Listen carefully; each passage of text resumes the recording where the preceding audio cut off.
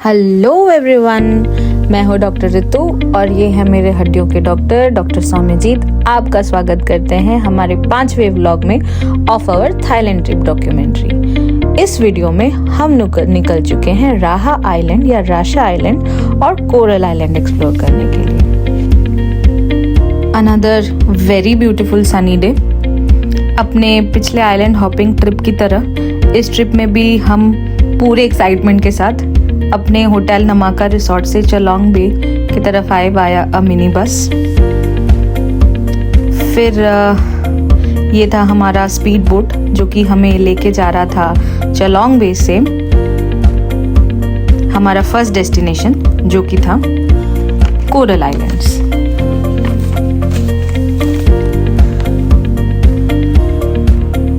It costed us around 2000 बात पर person.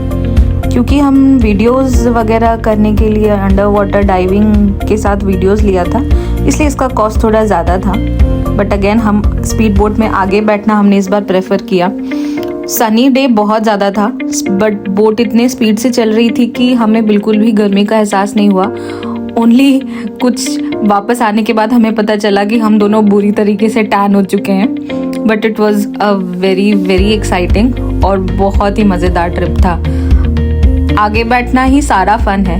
ये देखिए हम पहुंच चुके हमारे फर्स्ट डेस्टिनेशन की तरफ जो कि था the very beautiful coral island, जहाँ का पानी बहुत ही साफ था। वहाँ के बीच का नाम था काहूम बीच।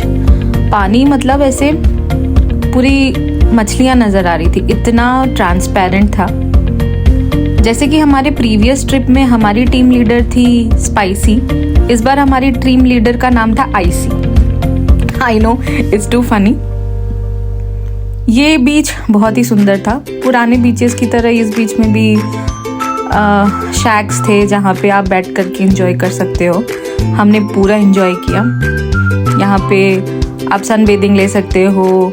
हमने यहाँ पे कुछ वाटर एक्टिविटीज़ और वो भी किया, parasailing, snorkelling. It was good experience. इस बार हमारे साथ ज़्यादातर जो सफ़र कर रहे थे वो चाइना के लोग थे। आई डोंट नो, इस आइलैंड में बहुत सारे चाइनीज़ इंटरनेशनल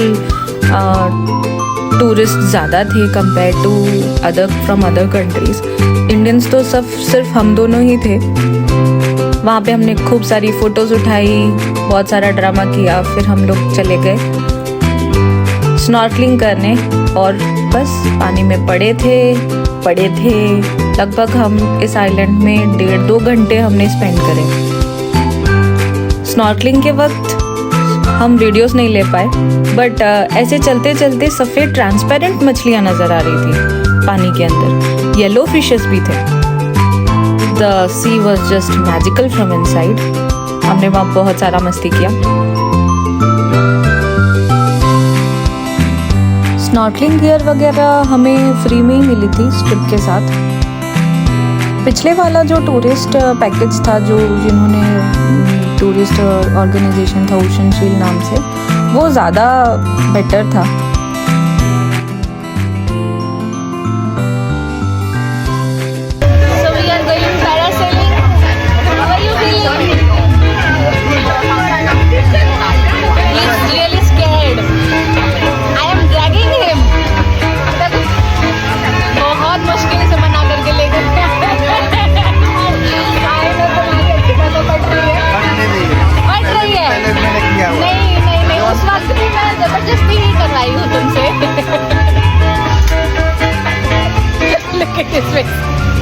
देखो तो चेहरा।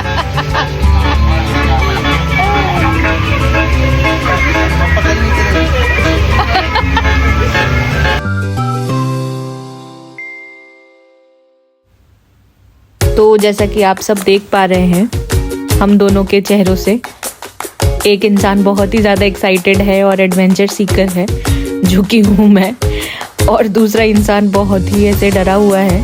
बट वो डरपोक तो नहीं है, बट हाँ बहुत ज़्यादा ऐसे रिस्क लेने से डरते हैं। सोमू बहुत ज़्यादा ही चीज़ों के बारे में सोचते हैं कि कहीं ढीले हो गए कोई सब चीज़ें तो कहीं गिर ना जाए, कहीं समुद्र में ये ना हो जाए वो ना हो जाए।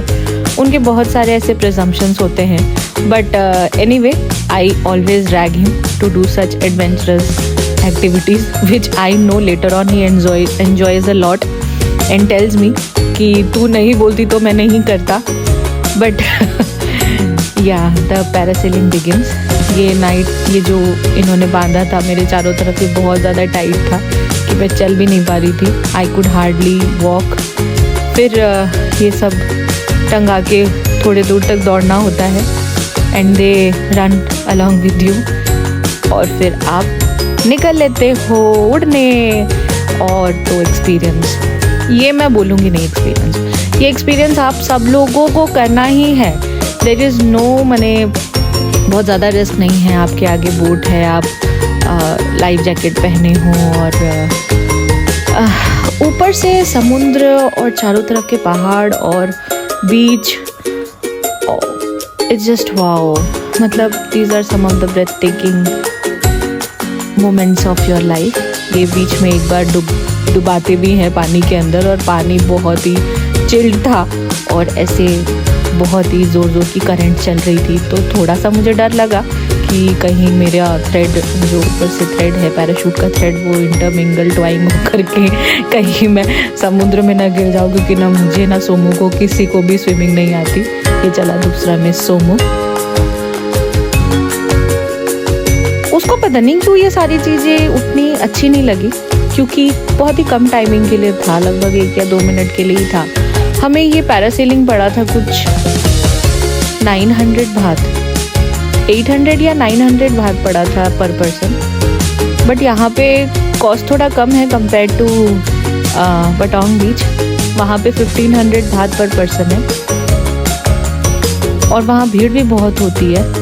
तो अगर पैरासेलिंग वगैरह करना है तो you can come to this beach and enjoy. सबने बारी बारी से पैरासेलिंग करके अब हम वापस निकल चुके अपने कोरल आइलैंड में ही, जहाँ से हम लोग निकले थे। बहुत सारा एंजॉय करने के बाद वापस से अपने आइलैंड। फिर हम कोरल आइलैंड से चले राहा, राया, राशा, उसके बहुत सारे नाम हैं उस आइलैंड के।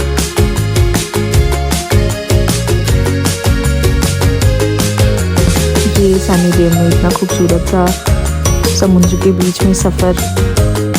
वैसे ये स्पीड बोट में काफ़ी बम्पी एक्सपीरियंस था, but it was too good. पता ही नहीं चला कि कब 15 मिनट से आधा घंटा पार हो गया।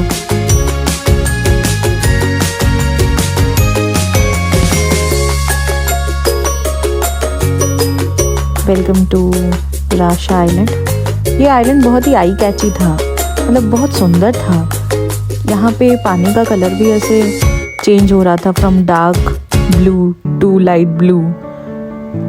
Very eye catchy island, the Racha island. ये काफ़ी बड़ा आइलैंड था, दूर से ही दिख रहा था, लाइक ह्यूज।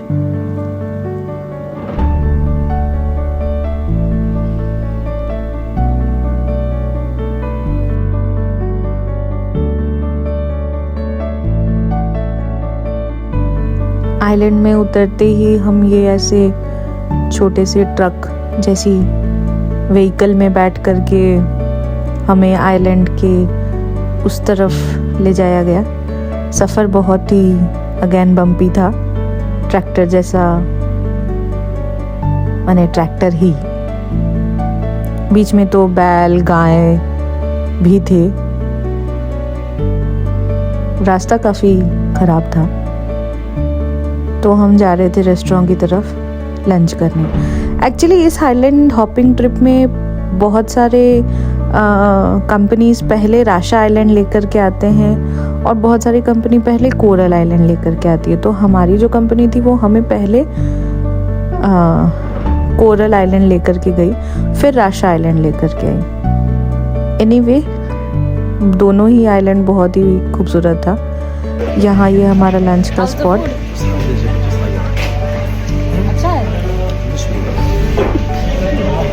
वेज ऑप्शन में देखती हूँ. This is carrot pakora, this is fried rice, this is also something something, this I don't know. खाना बहुत ही नॉर्मल सा था, बहुत ऐसे वाव तो नहीं था. ठंडा हो गया था तो मैंने रीहीट करने के लिए बोला. आइलैंड उतना ज़्यादा कुछ हाइजीनिक नहीं था. ये हम लोग आ गए हमारे डाइविंग सेंटर में फिर से ट्रैक्टर में बैठ करके. ऑक्सीजन टैंक्स, हमें डाइविंग स्कूबा डाइविंग करने के पहले इन्होंने इंस्ट्रक्ट किया था कि कैसे करना है, तो लगभग 5-10 मिनट उसमें चले गए. ये हम अपना गियर पहन करके थोड़ी सी प्रैक्टिस करके निकल गए पानी के अंदर एक्सप्लोर करने के लिए. समुद्र अंदर से बहुत ही खूबसूरत था. हमने बहुत सारे फिशेस देखे वहाँ पे.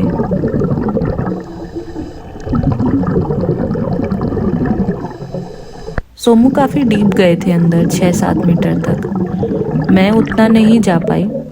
हमसे थोड़ी सी गलती हो गई वहाँ पे. एक्चुअली हमें एक ही इंस्ट्रक्टर मिला था जो कि दोनों को फोकस उतना कर नहीं पाए. यहाँ वहाँ पे हमने कुछ ही फ़ोटोज़ ले पाए क्योंकि वो माउथ पीस के अंदर मेरा पानी चला गया था, अच्छे से सील नहीं हो पा रहा था. तो मैं बहुत ही पैनिक हो गई इन 15-20 मिनट्स. और फिर लंग्स में भी पानी चला गया तो बहुत खांस रही थी, तो फिर मैं पूरा कंप्लीट नहीं कर पाई. तो ये एक चीज़ है, अगर आप वहाँ जाते हो तो आप उनको रिक्वेस्ट करो कि एक एक इंसान को एक एक इंस्ट्रक्टर दिया जाए, क्योंकि कपल को वो एक इंस्ट्रक्टर दे देते हैं जो कि दोनों पे फोकस नहीं कर पाते. बाकी आपको डाइविंग ना आए फिर भी स्कूबा डाइविंग आप कर सकते हो. कान बहुत दर्द होते हैं अंदर जैसे ही आप बहुत डीप जाते हो. ये हमारे इंस्ट्रक्टर के साथ हमने एक फ़ोटो उठाई. फिर हम चले गए वही ट्रैक्टर में बैठ कर के. ये सुंदर से उसी आइलैंड के अंदर ही ये सुंदर सा बीच था. बट हम लोग स्कूबा डाइविंग के बाद बहुत थक गए थे और मैं बहुत दुखी भी हो गई थी. सोमू काफी एंजॉय. कैसा लगा बढ़िया डाइविंग करके? बढ़िया लगा। कहाँ तक गए? क्या देखे? और मैं तो डर रहा था पीछे से कि मेरे को सांप का काट ना ले. सांप या शार्क? सांप और सांप दोनों. तो इसी के साथ ख़त्म होता है हमारा ये blog. Thank you so much guys for being there and watching our video. हम राशा आइलैंड से वापस आ गए चलोंग बे, और फिर चलोंग बे से हम वापस अपने होटल नमाका रिसोर्ट की तरफ चले गए. It was a very very beautiful day and a very beautiful experience. Highly recommended both the island hopping trips of James bond island और राशा आइलैंड ज़रूर एक्सप्लोर करें. और जो स्कूबा डाइविंग की टिप्स मैंने दी वो ज़रूर आप फॉलो करें. Till then please do like, share and subscribe to our channel and hit the bell icon and keep traveling. Bye.